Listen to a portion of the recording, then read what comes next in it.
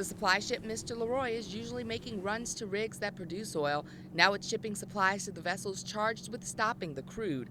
Their current employers asked the crew not to appear in on-camera interviews, but they wanted to describe for us what the Gulf usually looks like. The water is usually a nice emerald green, or in some places a deep sapphire blue. Black Onyx now best describes these waters near the site of the almost month-long, uncontrolled underwater oil gusher. It usually by itself it has a glossy look to it, but not to this degree. It's nearly opaque. You usually had a visibility from surface down to about 10 feet.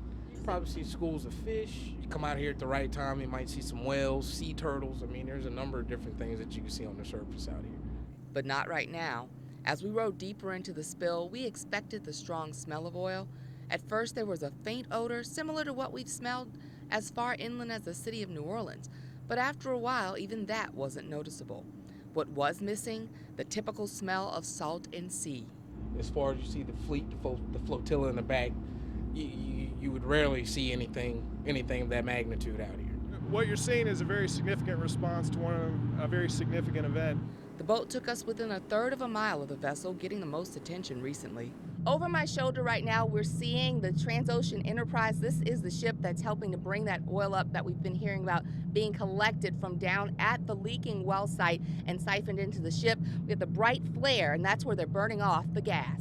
It was a significant step in the right direction to curbing the amount of oil that's coming from the seabed floor. But it's the drilling rigs that will lead to the final solution. So the relief well represents the best long-term fix. Development drilling, or DD3, almost identical to the ill-fated Deepwater Horizon, began its relief well May 2nd. DD2 started drilling May 17th.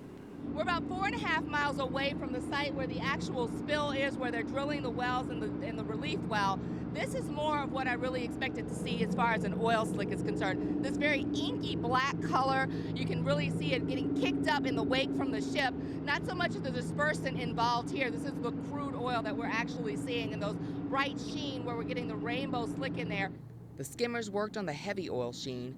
Farther from the center of the leak, we saw more of the rusty red streaks of dispersant-treated oil. We want people to see what's happening. I mean, this Gulf Coast belongs to everyone who lives along it. It belongs to everyone. From those who make a living bringing the necessities of life to the rest of the petroleum workers, optimism is needed. We as American people, we have this don't quit attitude. You know, we're going to do what it is that we can do. It might take a while, but it will be done. Done while shrimp boats bring in boom at sunset instead of taking out nets, while massive drills race to contain oil instead of free it from the depths, and while supply boat captains navigate a Gulf of Mexico stained with all the colors of the rainbow. In Venice, Nakandra Norwood, Fox 8 News.